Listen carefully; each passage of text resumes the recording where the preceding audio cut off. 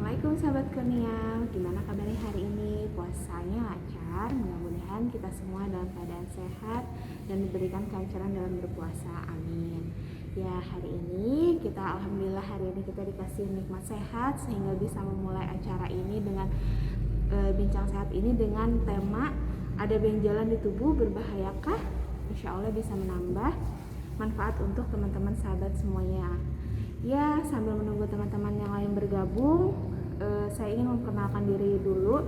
Nama saya Ovi Oktavianti. Saya di sini sebagai perawat di Rumah Sakit Kurnia Serang.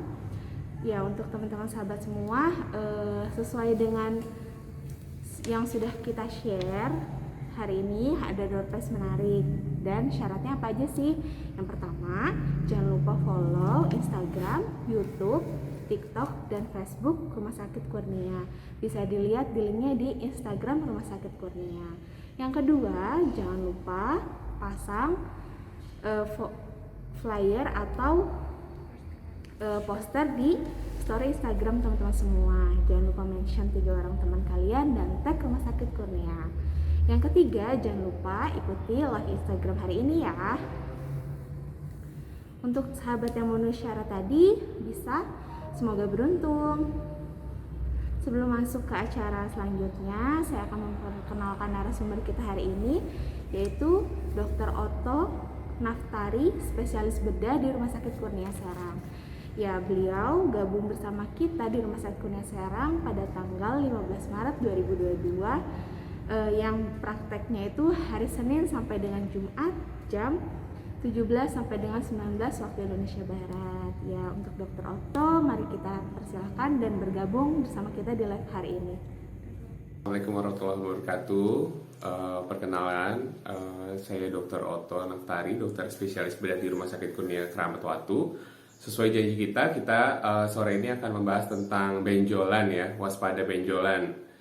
Nah, kalau untuk berbicara tentang benjolan, kita kenal secara medis itu benjolan itu bahasa medisnya adalah tumor ya. Nah, tumor sendiri itu ada tumor jinak, ada juga tumor ganas. Nah, kalau misalnya tumor ganas itu kita lebih kenal ya menyebutnya dengan kanker. Jadi kanker itu adalah tumor ganas. Nah, tumor sendiri itu adalah pertumbuhan jaringan yang tidak normal, yang tidak semestinya ada pada tubuh. Dia untuk berbicara masalah penyebab ya, kalau untuk tumor sendiri itu atau benjolan, penyebabnya tidak bisa kita samakan seperti infeksi ya. Misalnya ada kuman A menyebabkan penyakit B. Kalau pada tumor itu tidak seperti itu. Kalau pada tumor itu kita lebih menyebutnya kepada faktor risiko ya. Jadi faktor risiko apa saja yang bisa menyebabkan tumbuhnya benjolan. Nah, faktor risiko sendiri itu ada yang bisa dimodifikasi, ada yang tidak bisa dimodifikasi. Kalau untuk yang bisa dimodifikasi itu yang bisa diubah ya. Seperti contohnya konsumsi alkohol, terus kemudian merokok, terus kemudian kurang olahraga, terus juga mengunyah kapur sirih ya, terus kemudian perlebihan berat badan, obesitas, itu juga salah satu itu adalah faktor-faktor yang bisa dimodifikasi. Tapi ada juga faktor risiko yang tidak bisa dimodifikasi, seperti usia, itu kan tidak bisa dimodifikasi, jenis kelamin, terus kemudian faktor keturunan. Keturunan dalam hal ini kaitannya dengan genetik ya, seperti pada contohnya pada kanker payudara dan ovarium itu kita mengenal ada gen BRCA1 dan BRCA2. Itu contohnya pada genetik di payudara. Jadi maksudnya genetik di sini apabila terdapat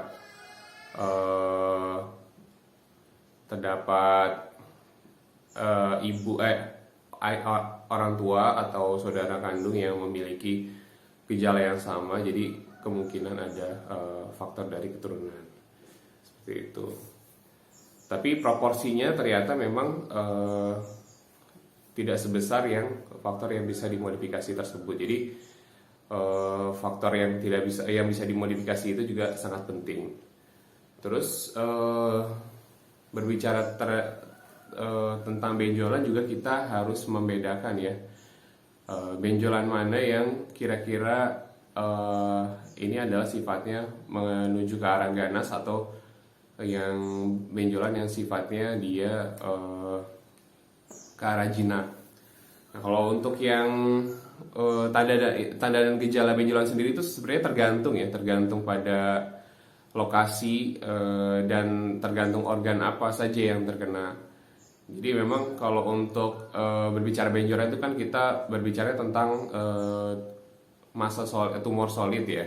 Ada juga kanker yang sifatnya itu adalah cairan. Tapi kita dalam hal ini berbicara tentang tumor solid, yang dalam hal ini benjolan. Itu yang paling sering itu ada di tumor kulit, jenis-jenisnya ya, tumor kulit, terus kemudian tumor dari jaringan lunak itu termasuk otot, jaringan lemak, jaringan saraf, terus juga sering juga payudara, terus juga dari kelenjar getah bening kayak gitu.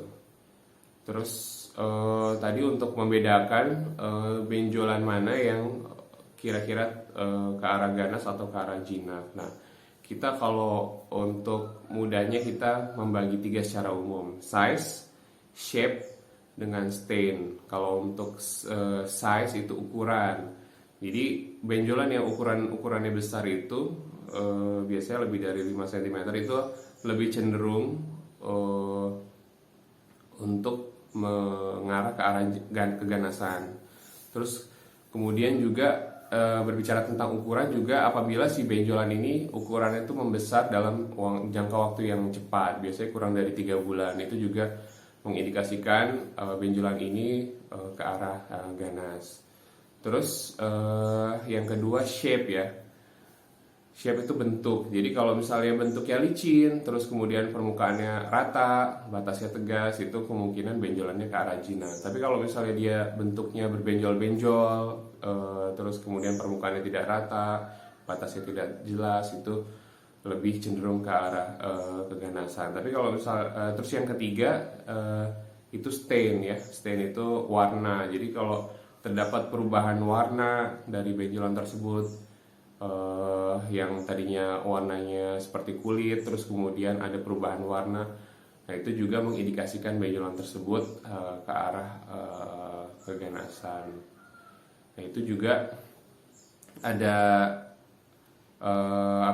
ada beberapa, itu secara umum ya. Ada juga beberapa tanda-tanda khusus lagi, ada juga beberapa gejala lagi yang mengindikasikan dia apakah ke arah keganasan atau tidak. Jadi kalau benjolan itu keras, itu lebih cenderung ke arah keganasan ya. Kalau yang jinak biasanya dia kenyal. Keras itu konsistensinya kayak seperti kita memegang tulang hidung. Nah itu seperti itu kira-kira keras ya. Terus kemudian juga ada juga benjolannya tidak muncul di, misalnya di benjolan di payudara, dia ada benjolan lain di tempat yang berdekatan, misalnya di ketiak, itu ada menandakan adanya penyebaran. Itu juga menandakan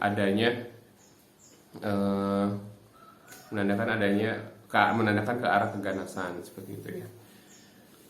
Terus untuk pemeriksaannya memang kita harus melakukan pemeriksaan benjolan itu tidak bisa secara sepotong-sepotong ya, harus menyeluruh mulai dari anamnesa. Kita mengajukan pertanyaan-pertanyaan yang dapat membedakan jenis-jenis benjolan, terus kemudian dilakukan juga pemeriksaan fisik. Kita lihat karakteristik benjolannya seperti apa. Terus kemudian juga kita biasanya melakukan pemeriksaan penunjang, dari mulai yang sederhana dilakukan ultrasonografi, USG, bisa juga dilakukan CT scan, MRI. Tapi untuk menegakkan diagnosa secara pasti untuk benjolan itu, dia yang jelas itu menggunakan gold standarnya adalah pemeriksaan histopatologi atau PA. Nah, dari pemeriksaan PA ini atau histopatologi, kita mengambil sedikit jaringan atau mengangkat semua jaringannya dulu, terus kemudian dilihat di mikroskop di laboratorium untuk jenisnya seperti apa. Untuk tata laksana sendiri itu memang tergantung dari jenis dan stadium ya kalau kita berbicara tata laksana. Tapi secara umum memang terapi utamanya adalah pembedahan. Untuk benjolan sendiri memang terapi utamanya adalah pembedahan. Tapi ada modalitas yang lain yang ada pada kasus tumor ini seperti kemoterapi, radioterapi. Kemoterapi itu mencakup hormonal terapi dan targeting terapi. Terus kemudian ada juga radioterapi. Tapi ya itu balik lagi sendiri nanti tergantung dari jenis dan stadium dari tumor tersebut. Jadi memang kita berbicara benjolan ini sangat luas ya. Tapi secara garis besar memang benjolan yang tumbuh pada manusia ini yang paling sering itu adalah sifatnya jinak. Seperti itu sih. Jadi memang untuk mengetahui kita tidak bisa secara sepotong-sepotong, tapi harus memang melakukan pemeriksaan secara menyeluruh. Kurang lebih seperti itu sih Mbak. Nanti kita lanjutkan ke sesi tanya jawab ya untuk lebih memperdalam lagi seperti itu. Lanjutkan ke pertanyaan Mbak, kalau misalnya ada yang ingin ditanyakan gitu biar kita bisa membahasnya lebih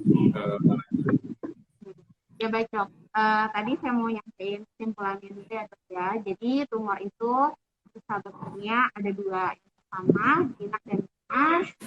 Di sini pemeriksaannya itu bisa dilakukan pembedaan jinak dan ganas, ada dilakukan anamnesa, pemeriksaan penunjang, dan juga dilakukan pemeriksaan fisik ya dok ya. Iya. Terus perbedaan jinak dan ganas, yang jinak yaitu tumbuhnya lambat, dapat digerakkan dan kenyal. Terus untuk yang tumor ganasnya itu pertumbuhannya cepat, kurang dari 3 bulan, keras dan tidak dapat digerakkan, betul ya dok? Iya. Ya baik, di sini udah ada pertanyaan dari sahabat Kurnia yang udah bertanya ya dok. Dari Putri Syahsira, ada benjolan di dalam leher. Dokter bilang hipertiroid. Ada cara lain buat penyembuhin selain operasi nggak ya dok? Oh, kalau untuk benjolan di kepala leher memang yang paling sering itu adalah pembesaran dari kelenjar tiroid ya. Pembesaran kelenjar tiroid memang ada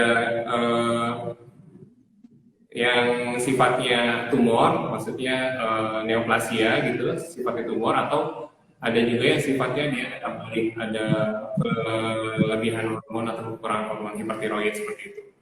Nah kalau untuk hipertiroid memang kita lakukannya fokusnya adalah untuk hipertiroidnya terlebih dahulu. Jadi kita mengejar sampai kadar tiroidnya normal.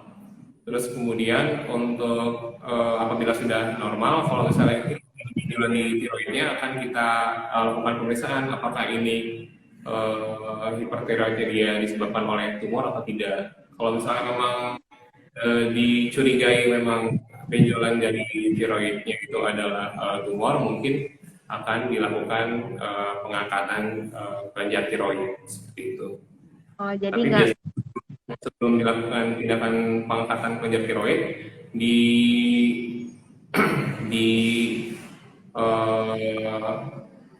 dilakukan terapi dulu untuk hipertiroidnya agar hormon tiroidnya, fungsi tiroidnya menjadi normal terlebih dahulu.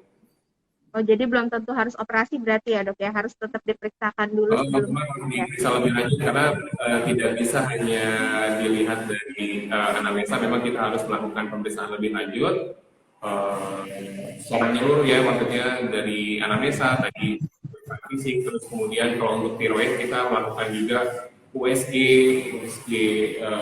kelenjar tiroid, terus kemudian mungkin untuk mengetahui jenisnya sebelum dilakukan pembedahan kita melakukan pemeriksaan jarum halus FNAB gitu untuk melihat jenis dari pembesaran kelenjar tiroid tersebut. Gitu. Iya, baik dok. Itu Ini ada mungkin itu. pertanyaan kedua ya dok ya. Ada pertanyaan kedua dari Amirul Anwar 1804. Mau tanya dok, anak saya umur 1 tahun. Ada benjolan di kepala. Bagaimana cara penyembuhannya ya dok? Ya untuk benjolan di kepala memang bisa juga dari di kulit kepala ya maksudnya ya.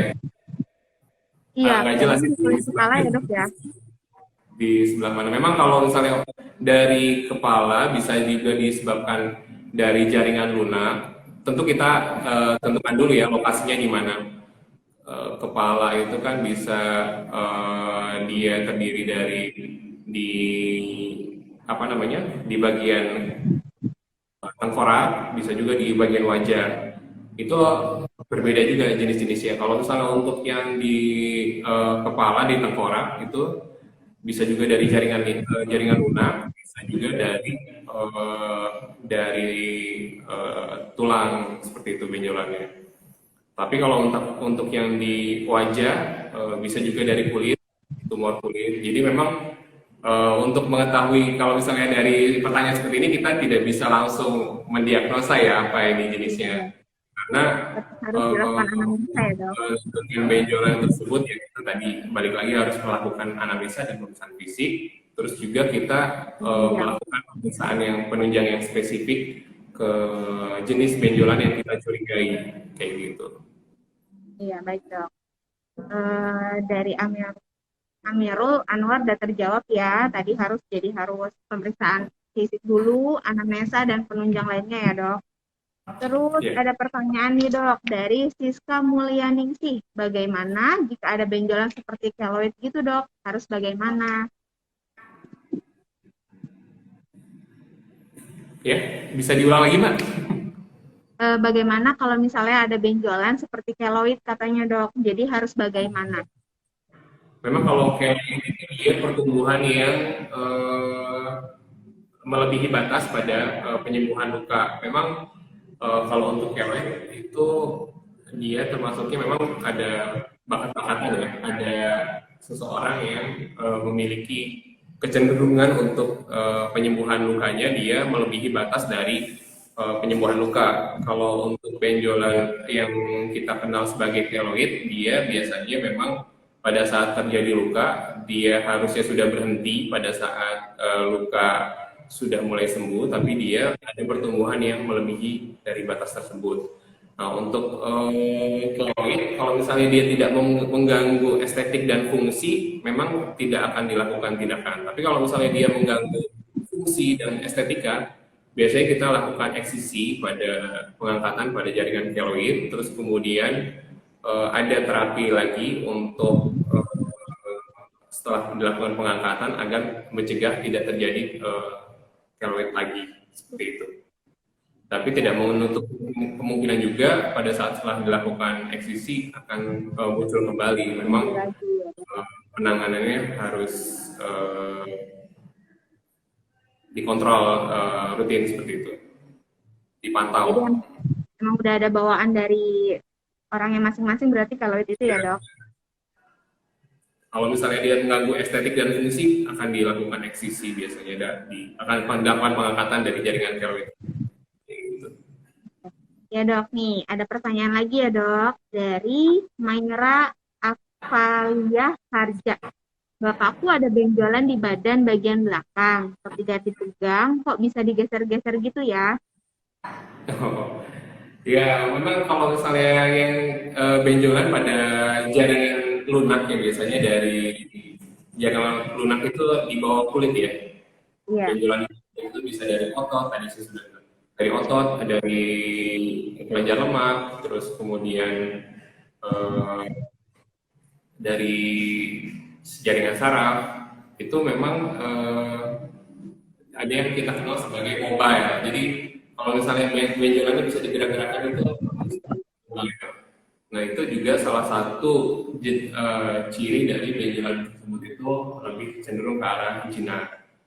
Tapi memang harus diperiksa lebih lanjut ya untuk ciri-ciri yang tadi saya sebutkan tadi itu memang kecenderungan dia apakah jinak atau ganas. Tapi kalau misalnya untuk menentukan secara pastinya jinak atau ganas, kita melakukan tindak pemeriksaan histopatologi pemeriksaan pH di laboratorium untuk menentukannya. Ya, baik dok. Ini pertanyaan terakhir ya dok, dari Sinta 27. Apakah ada makanan yang memicu pertumbuhan benjolan yang abnormal dok? Dan apakah benjolan yang sudah dioperasi bisa tumbuh kembali? Oh ya, untuk makanan ya, makanan itu termasuk ke dalam faktor risiko yang bisa dimodifikasi ya. Sepanjang memang porsinya dan jumlahnya itu dalam batas yang wajar, memang tidak apa-apa ya, nggak ada masalah untuk makanan. Memang untuk dia faktor risiko yang menyebabkan tadi itu proporsinya. Kalau untuk yang makanan memang dia proporsinya lebih kecil daripada yang lain. Tapi tadi itu dia bisa menyebabkan tumor. Tapi kalau kita konsumsi secara berlebihan, terus porsinya dalam jumlah yang banyak. Kalau misalnya untuk masih dalam batas wajar-wajar saja sih tidak ada masalah ya untuk makanan. Terus kalau misalnya benjolan sudah dioperasi, apakah bisa muncul kembali? Memang tergantung dari jenis benjolan tersebut. Kalau misalnya dia cenderung ganas, biasanya dia angka rekurensinya akan lebih tinggi daripada yang jinak. Tapi tidak menentukan kemungkinan juga untuk jenis-jenis tumor jinak tertentu juga ada kecenderungan untuk terjadi kekambuhan seperti itu. Oh iya, baik dok. Ini ada pertanyaan lagi, satu lagi, tapi ini tambahan nih dok kayaknya. Kalau operasi ada benjolan, apakah bisa menggunakan penjamin BPJS? Ini aku jawab ya dok ya, aku bantu jawab, boleh dok? Oh boleh, Ya. bisa ya? Kalau menurut dokter bisa ini dok? Ya bisa. Sekarang semuanya bisa dengan BPJS ya, Pak. Cuma memang ada kriteria-kriteria ya, benjolan apa saja ya yang kira-kira bisa dijamin oleh BPJS.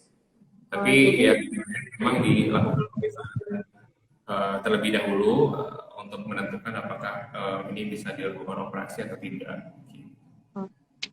Jadi tergantung benjolannya ya dok ya, dilakukan pemeriksaan terlebih dahulu, jadi bisa ditanggung BPJS atau enggaknya, gimana jenis benjolannya juga berarti ya dok? Ya, tapi rata-rata sih semua bisa sih. Rata-rata semua bisa ya dok? Ya. Sebentar dok, ada pertanyaan lagi. Ada. Di live banyak nih dok yang tanyanya.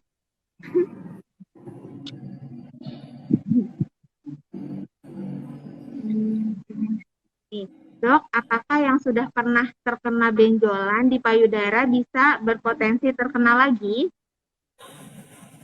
Untuk benjolan di payudara itu harus kita waspadai, lebih aware gitu, lebih dalam kita waspadainya karena benjolan di payudara ini termasuknya memang dia tinggi angka keganasannya. Jadi kalau angka kanker payudara di Indonesia itu cukup tinggi. Jadi apabila ada benjolan kita harus lebih waspada seperti itu.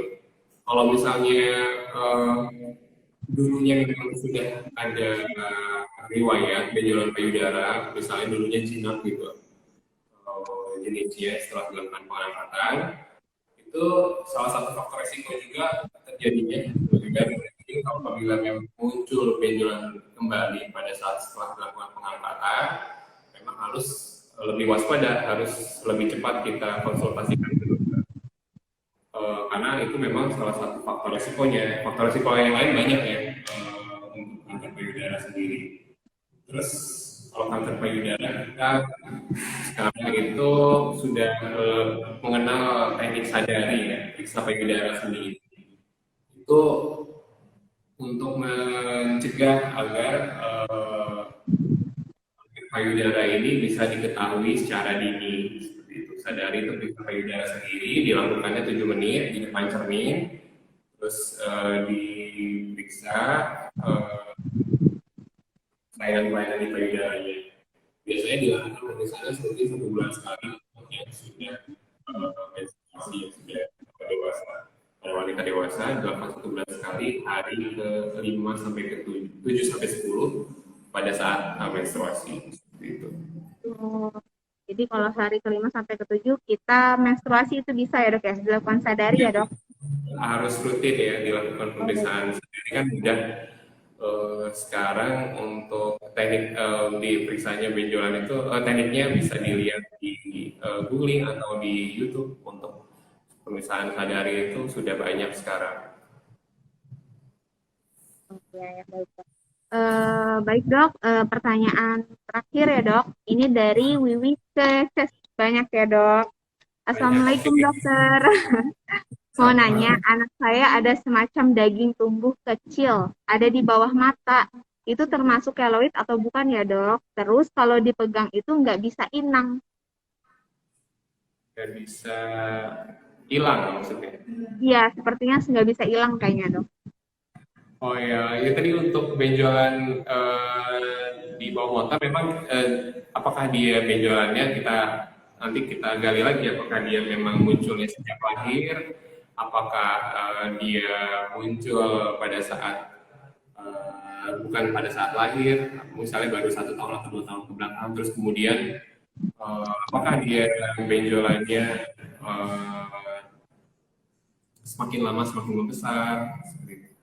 Terus dari warnanya kita identifikasi juga apakah dia benjolannya merupakan tumor atau kelainan dari vaskular. Dan kalau dari anak-anak memang kita masih bisa curiga banyak ya, bisa juga dari gangguan vaskular malformasi pembuluh darah juga bisa.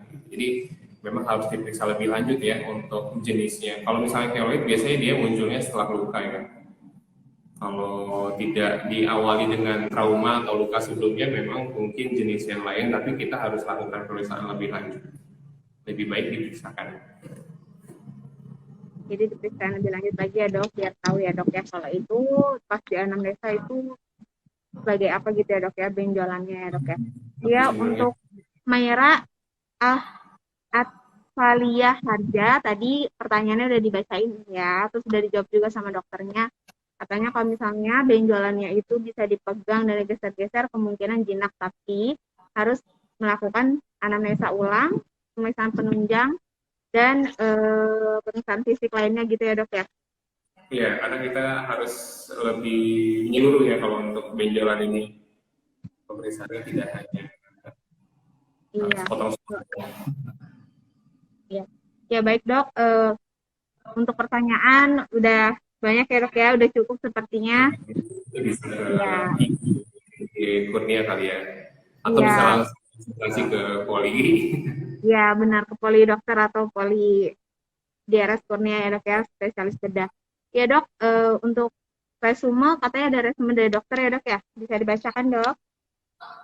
Ya, untuk benjolan sendiri itu termasuknya pada tumor ya kalau untuk kita bilang secara medis. Tumor sendiri memang ada yang jenisnya jinak, ada yang ganas. Kalau untuk yang ganas kita sebut dengan kanker, kalau yang jinak kita sebut tumor.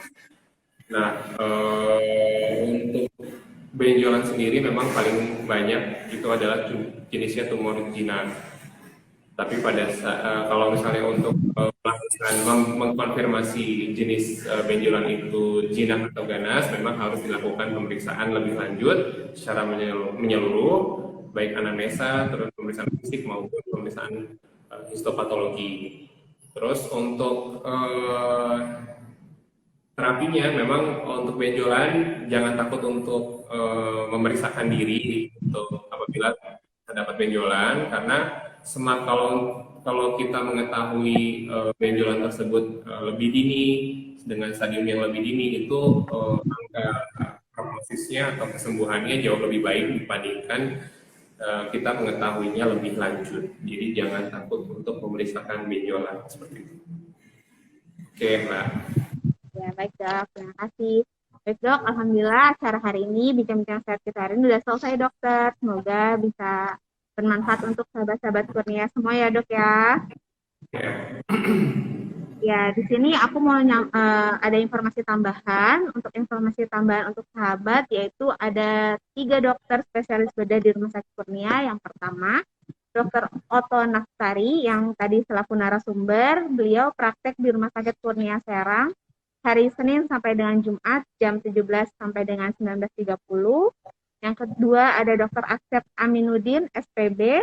Jadwal praktek beliau hari Senin sampai dengan Rabu jam 14.30 sampai dengan 16.30. Dan yang ketiga ada Dr. Fadlan Ferdiansyah, spesialis bedah. Jadwal praktek beliau Kamis sampai dengan Sabtu jam 14 sampai dengan 17 waktu Indonesia Barat. Jadi untuk sahabat semuanya jangan ragu untuk pemeriksaan atau berobat ke Rumah Sakit Kurnia Serang ke dokter spesialis bedah kita. Sekian acara hari ini. Terima kasih dokter atas Iya, waktu terima kasih. yang udah disempatkan sebagai narasumber di Rumah Sakit Serang. Ya, semoga semuanya bermanfaat. Mohon maaf jika ada salah-salah kata dari kami. Sampai jumpa sahabat, bincang saat selanjutnya ya sahabat. Salam, wassalamualaikum warahmatullahi wabarakatuh. Waalaikumsalam warahmatullahi wabarakatuh. Ya, baik dong.